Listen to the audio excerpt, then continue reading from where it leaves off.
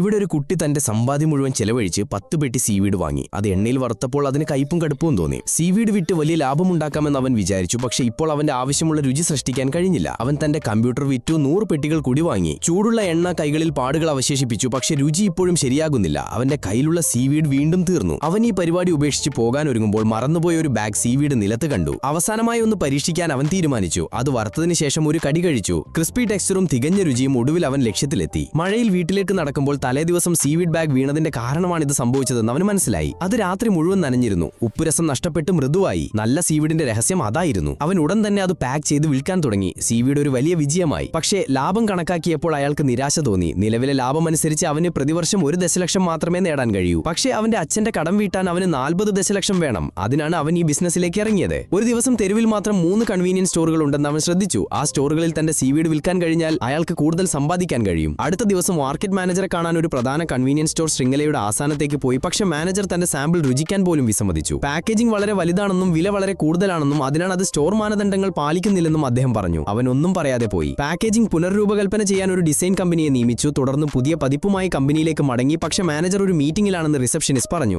Manager തന്നെ ഒഴിവാക്കുകയാണെന്ന് അവന് മനസ്സിലാക്കാൻ അവൻ ദിവസം മുഴുവൻ കാത്തിരുന്നു. നിരാശനായി അവൻ പോയി. പുറത്തേക്ക് പോകുമ്പോൾ സീവീഡ് ലിഫ്റ്റിൽ വെച്ചു. ഒരു സ്റ്റാഫ് ലിഫ്റ്റിൽ കയറി പുതിയ പാക്കേജ് ശ്രദ്ധിച്ചു. കൗതുകത്താൽ അയാൾ കുറച്ച് പാക്കുകൾ എടുത്തു. ഓഫീസിലേക്ക് മടങ്ങുമ്പോൾ അവൻ ഒന്ന് തുറന്ന് കഴിക്കാൻ തുടങ്ങി. രുചി വളരെ നല്ലതായിരുന്നു. പിന്നെ അയാൾ സഹപ്രവർത്തകരുമായും മാനേജറുമായും സീവീഡ് പങ്കിട്ടു. അങ്ങനെ ആ കുട്ടിയെ കമ്പനിയിലേക്ക് തിരികെ വിളിച്ചു. രാജ്യവ്യാപകമായി 72,000 കൺവീനിയൻസ് സ്റ്റോറുകളിൽ സീവീഡ് വെക്കാൻ മാനേജർ തീരുമാനിച്ചു. പക്ഷേ ഒരു നിബന്ധനയുണ്ടായിരുന്നു. ഫാക്ടറി ശുചിത്വ മാനദണ്ഡങ്ങൾ പാലിക്കേണ്ടിയിരുന്നു. ഇതവനെ വിഷമിപ്പിച്ചു. അവനൊരു ഫാക്ടറി ഇല്ലായിരുന്നു. അതിനാൽ അവൻ തന്റെ കാർ വിറ്റു. പ്രാന്തപ്രദേശത്ത് ഒരു ഫാക്ടറി വാടകയ്ക്കെടുത്ത് അത് വേഗത്തിൽ നവീകരിച്ചു. അവൻ തൊഴിലാളികളെയും നിയമിച്ചു. എന്നാൽ പരിശോധനയ്ക്കിടയിൽ വർക്ക്ഷോപ്പ് ലൈറ്റുകൾ നഷ്ടപ്പെട്ടതായും ഡ്രെയിനേജ് തുറന്നു കിടക്കുന്നതായും തൊഴിലാളികൾ കയ്യുറകൾ ധരിക്കാത്തതായും മാനേജർ കണ്ടു. എല്ലാം ശരിയാക്കാൻ അവന് 3 ദിവസം സമയം നൽകി. അവൻ എല്ലാ ഉപദേശങ്ങളും സ്വീകരിച്ചു. എല്ലാ പ്രശ്നങ്ങളും ഹരിക്കാൻ കഠിനമായി പരിശ്രമിച്ചു. ഒടുവിൽ പരിശോധനാ റിപ്പോർട്ട് വന്നു. അത് വായിച്ചപ്പോൾ അവൻ വിജയിച്ചുവെന്ന് അവന് മനസ്സിലായി. 2 ആഴ്ച കഴിഞ്ഞ് അവൻ കമ്പനിയുമായി ഒരു കരാർ ഒപ്പിട്ടു. 2 വർഷത്തിന് ശേഷം അവൻ തന്റെ പിതാവിന്റെ എല്ലാ കടങ്ങളും വീട്ടി. നിരവധി വർഷങ്ങൾക്ക് ശേഷം അവന്റെ സീവീഡ് ബിസിനസ് $15 ബില്യൺ വിൽപ്പനയിലെത്തി. അവനിപ്പോൾ ഒരു സീവീഡ് ഫാം ഉണ്ട്.